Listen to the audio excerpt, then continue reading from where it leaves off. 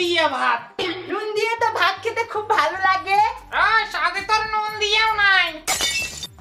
বন্ধু ওই কি করিস?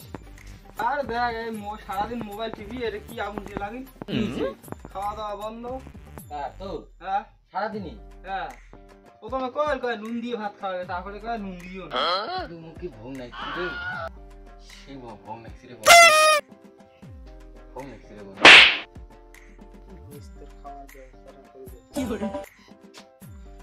কাকি বিড়ির প্যাকেট পাইছ ক্যাঙ্গারুর ঘরত।